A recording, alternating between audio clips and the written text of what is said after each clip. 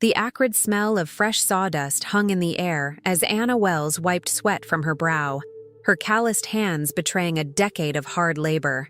At 32, the fine lines around her eyes told stories of sleepless nights poring over blueprints and early mornings at construction sites. Today was no different, except for the hollow ache in her chest. The Patterson Heights investors need those revised plans by tomorrow, Anna muttered to herself, squinting at her laptop screen in the modest office of Timber Brewing Construction. The walls were adorned with framed photos chronicling the company's growth under her grandfather and father's leadership. Now, the weight of that legacy rested squarely on her shoulders. Her phone buzzed. Sebastian. Again. Her younger brother's name flashing on the screen made her stomach tighten. She let it ring through to voicemail, the third call she'd ignored today. The office door swung open, and Marjorie, their 60-something office manager who'd been with the company since before Anna was born, appeared with a steaming mug of coffee. "You know, avoiding him won't make the reading any easier," Marjorie said, placing the mug beside a stack of permits. Anna sighed, rubbing her temples.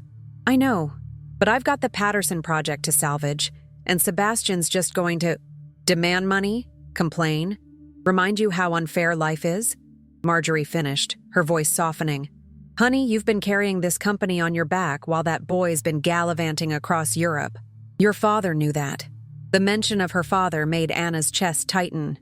3 weeks had passed since Gordon Wells had succumbed to heart failure, but the office still felt haunted by his absence.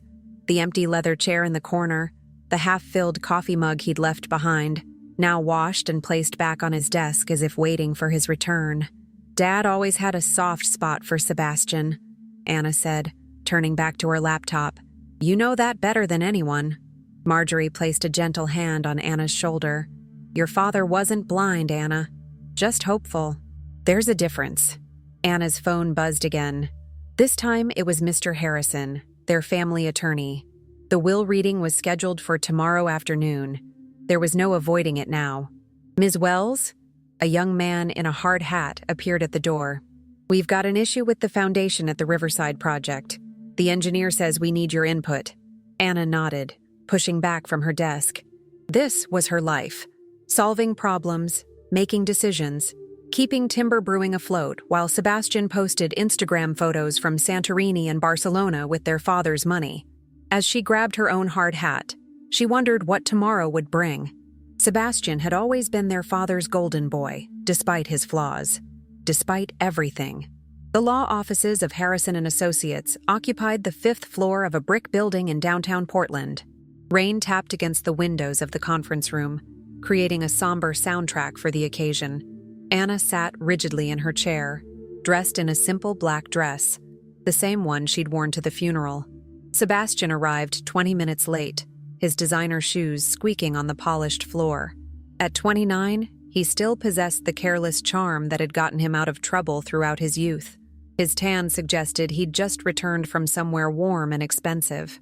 "Sorry for the delay," he announced, not sounding sorry at all. "Flight from Barcelona was delayed. Climate change, you know." He dropped into the chair opposite Anna, not bothering to remove his sunglasses. "We've been waiting," Anna said, her voice measured. Sebastian grinned, leaning back in his chair. "Oh, come on, sis. It's not like Dad's in a hurry anymore." His laugh echoed through the room, and Anna felt her nails digging into her palms. Mr. Harrison cleared his throat. In his 60s, with silver hair and compassionate eyes, he'd handled the Wells family's legal matters for over 30 years. "Now that we're all here, shall we proceed?" He adjusted his reading glasses and opened a leather portfolio. "I'll begin with a letter your father wanted read to both of you before we discuss the specifics." Anna noticed a flicker of surprise cross Sebastian's face. This wasn't part of the standard protocol. Mr. Harrison began reading, "My dear children, if you're hearing this, then I've finally worn out my welcome on this earth. First, know that I love you both, though I may have shown it in different ways. Sebastian, your spirit reminds me of myself in my younger days, hungry for life, for experience. Anna, your determination and loyalty remind me of my father, and his father before him, the men who built this company from nothing." Sebastian smirked, shooting Anna a triumphant look. She kept her face expressionless, though her heart pounded. "I've made mistakes as a father," Mr. Harrison continued. "Perhaps my greatest was not acknowledging the truth that was right in front of me for too long. But in these final years, I've tried to correct course, to ensure that justice prevails. Even if I lacked the courage to address it during my lifetime." The attorney paused, glancing between the siblings. "Now, I'll proceed to the distribution of assets." Sebastian leaned forward, a hungry look in his eyes. "Let's get to the good stuff, shall we? I've got plans for the company. Big plans." Mr. Harrison's expression remained neutral. As per Gordon Wells' last will and testament, the family home at 23 Oak Ridge Drive is bequeathed to Sebastian Wells. Sebastian clapped his hands together. "Excellent. Prime real estate. And the company? I'm thinking a rebrand might be in order. Sebastian Wells Construction has a nice ring to it." Anna felt her stomach drop. Had her father really left the company to Sebastian? A man who couldn't tell a hammer from a handsaw? Mr. Harrison adjusted his glasses. To Anna Wells, Gordon bequeaths his collection of antique dolls, currently stored in the attic of the family home. The room fell silent. Anna blinked, trying to process the words. Dolls? Her mother's collection that had gathered dust for 20 years? Sebastian's laughter broke the silence. "Dolls? Oh, that's rich. I get the house and the multi-million-dollar company, and you get—" He wiped an imaginary tear from his eye. "Dolls? Well, at least you can play house with them while I run the real business." Anna felt a hollowness spreading through her chest. After everything she'd done, the late nights, the rescued projects, the clients she'd nurtured relationships with, this was her father's final message to her? Mr. Harrison cleared his throat again, more forcefully this time. "If I may continue." "There is more to this will than the initial bequests," Mr. Harrison said, his voice taking on a firmer tone. Sebastian was still chuckling, already pulling out his phone. "I should call Jacqueline. She's been dying to redesign that old house." "Mr. Wells?" the attorney said sharply, causing Sebastian to look up in surprise. "I haven't finished." Anna sat perfectly still, her mind racing. There had to be more. Her father wouldn't have left the company to Sebastian. He couldn't have. "Mr. Harrison continued, "Regarding Timber Brewing Construction Company, valued at approximately $2.3 million as of the last financial assessment." Sebastian's smile widened. "This asset is not included in the current will because it is no longer owned by Gordon Wells." The smile froze on Sebastian's face. "What? That's impossible." Mr. Harrison reached for another document in his portfolio. 5 years ago, following the successful completion of the Patterson Heights project, Gordon Wells transferred full ownership of Timber Brewing Construction to Anna Wells. The words hung in the air like suspended dust motes. Anna felt as though the oxygen had been sucked from the room. "That's a lie," Sebastian said, his voice dangerously low. "Dad would never do that." Mr. Harrison slid the document across the table. "The transfer was completed quietly, at your father's insistence. He didn't want family discord to interfere with ongoing projects." Anna stared at the paper, her father's familiar signature at the bottom beside her own. She remembered signing something during that chaotic period after the Patterson Heights crisis. But she'd been so exhausted, so focused on saving the project, that she hadn't fully processed what her father had pushed across his desk. "I saved that project," she whispered, more to herself than anyone else. "The contractor had made critical errors in the foundation design. We were facing $20 million in damages." "Yes," Mr. Harrison nodded. "Your father mentioned that incident specifically in his private notes to me. He said it was the moment he realized the company's future needed to be in your hands, not his own, and certainly not Sebastian's." Sebastian slammed his fist on the table. "This is ridiculous. I'm contesting the will. Dad must have been manipulated. He wasn't thinking clearly. Your father was of sound mind," Mr. Harrison stated calmly. "And this transfer occurred long before his health began to decline. It's been legally binding for 5 years, Sebastian. You've been traveling on company profits that technically belong to your sister." Sebastian turned to Anna, his face contorted with rage. "You knew about this? All this time?" Anna shook her head slowly, still processing the revelation herself. No, I had no idea. There is more, Mr. Harrison interjected. The house at Oak Ridge Drive, while bequeathed to Sebastian, comes with an outstanding mortgage of $300,000 due to a recent refinancing your father undertook to fund his medical treatments. Sebastian's face paled. $300,000? And as for the antique doll collection left to Anna, the attorney continued, Gordon had it appraised last year. The collection, featuring several rare 19th century pieces, is valued at approximately $512,000. Anna blinked. $500,000 in dolls? This is absurd, Sebastian sputtered, standing up so quickly his chair nearly toppled. I'm calling my lawyer. Dad wouldn't do this to me. Mr. Harrison remained unflappable. Your father left one final note addressed to you, Sebastian. He pulled out a sealed envelope. He asked that you read it privately.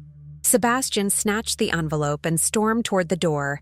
Before exiting, he turned back to Anna, his eyes narrow with contempt. This isn't over. Not by a long shot. As the door slammed behind him, Anna sat in stunned silence. The company was hers, had been hers for 5 years, and her father, the man she thought had always favored her brother, had seen her value after all. He never told me, she said finally. Mr. Harrison smiled gently. Your father was a complicated man, Ms. Wells. He wasn't always good at expressing his feelings, but his actions spoke volumes. Outside, the rain had stopped, and a shaft of sunlight broke through the clouds, casting a golden glow across the conference table. For the first time since her father's death, Anna felt the knot in her chest begin to loosen. Sebastian's sleek BMW screeched out of the parking garage, rainwater spraying from beneath the tires. Inside, he tore open the envelope, nearly ripping the letter in his haste. His father's handwriting, once bold and assertive, had grown shakier in his final years. Sebastian, by now you know the truth. The company belongs to Anna, has for years. I watched you spend my money on extravagances while your sister built our legacy. The house is yours, but it comes with responsibility, something you've avoided your entire life. It's time to grow up, son. You're capable of more than being the charming dilettante. Perhaps this reality check is my final gift to you. Love, Dad. Sebastian crumpled the letter and hurled it at the passenger window. The house with its massive mortgage was no gift. It was a burden. Without company funds, how would he maintain it? How would he maintain his lifestyle? Meanwhile, Anna remained in Mr. Harrison's office, reviewing documents that confirmed her status as owner and CEO of Timber Brewing. He really believed in me, she said, still dazed. More than believed. He trusted you, Mr. Harrison corrected. Not just with assets, but with his life's work. That's quite a statement. Anna thought about the Patterson Heights project, the sleepless nights, the frantic calls to engineers, the redesigns. Her father had been hospitalized with his first heart scare during that crisis. She'd handled everything while visiting him daily, never letting on how close they'd come to financial ruin. What happens now? She asked. That's entirely up to you, Ms. Wells. You're not just the owner on paper anymore. You're the acknowledged leader of Timber Brewing. As Anna drove back to the office, her phone rang incessantly, Sebastian calling, then texting threats about legal action. She silenced it, focusing instead on the road ahead. At Timber Brewing, she gathered the staff, 28 employees who had no idea their leadership had technically changed 5 years ago. I have an announcement, she began, standing in the center of their modest break room. Faces turned toward her, faces she knew well. Miguel, their master carpenter who'd taught her to read grain patterns in wood. Darlene, their permit specialist who could navigate city bureaucracy like no one else. Faces that represented not just a business, but a community. My father left Timber Brewing to me, she said simply. Actually, he transferred ownership to me 5 years ago, after the Patterson Heights project. Murmurs rippled through the room, but she noticed something unexpected. Not surprise, but nods of approval. Nothing will change in our day-to-day operations, she continued.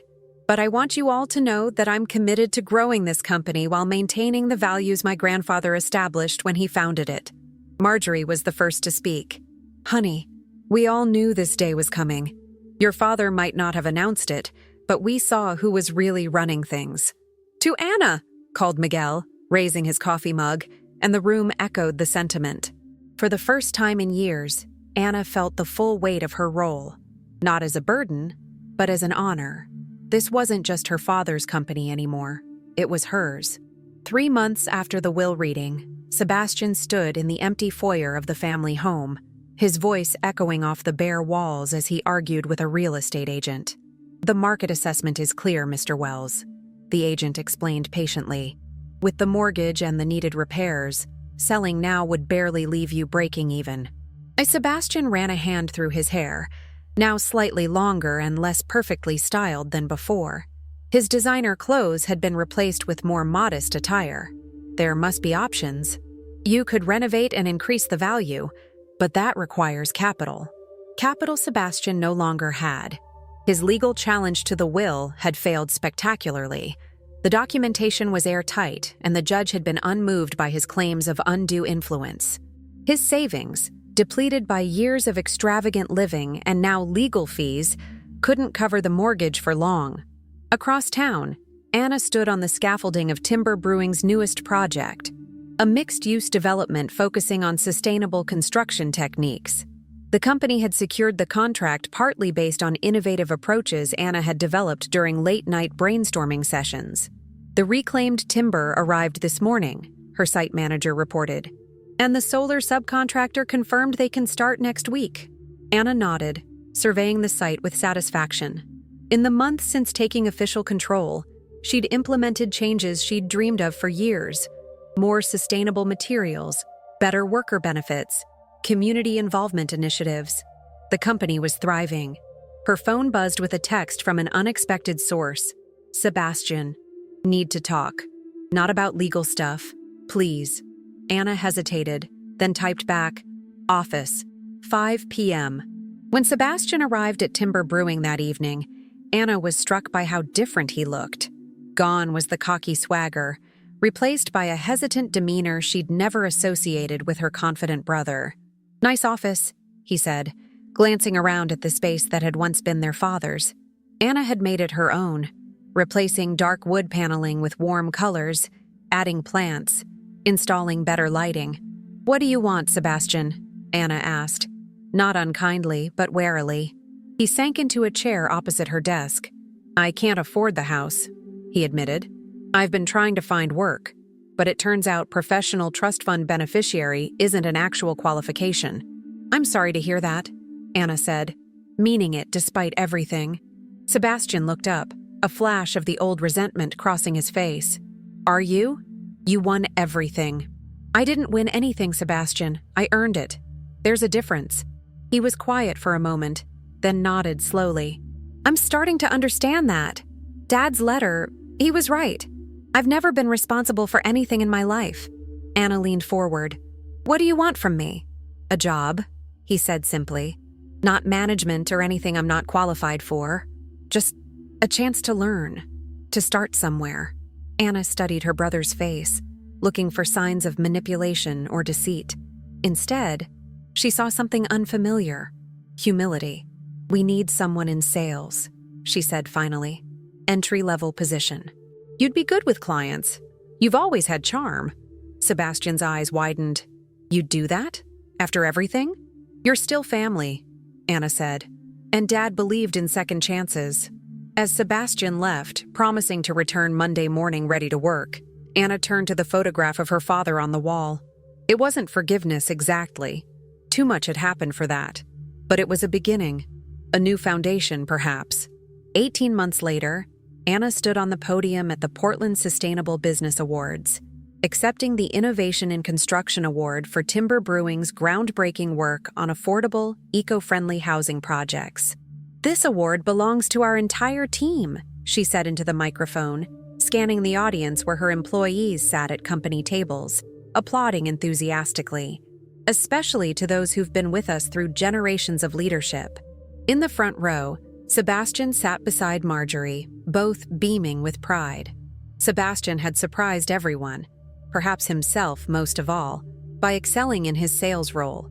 His natural charisma, once directed toward self-indulgence, now served the company well as he connected with clients and community partners. At Timber Brewing, we believe that construction isn't just about buildings. It's about building community, sustainability, and legacy, Anna continued. My grandfather started this company with a simple philosophy: build things that last.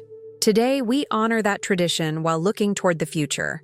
Later that evening, as the celebration wound down, Anna found herself standing beside Sebastian at the venue's balcony, overlooking the Portland skyline. Dad would be proud, Sebastian said quietly, sipping sparkling water instead of the champagne he once would have favored. Of you, I mean. Of both of us, Anna corrected. You've come a long way, Sebastian laughed softly. From entitled trust fund kid to car salesman to construction company sales representative. Yeah, quite a journey. How's the apartment working out? Anna asked. They'd sold the family home 6 months ago, using the proceeds to pay off the mortgage and dividing the modest remainder. Sebastian had invested his portion in a small but comfortable apartment closer to downtown. It's perfect, actually.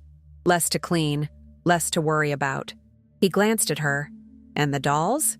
Still worth a fortune? Anna smiled.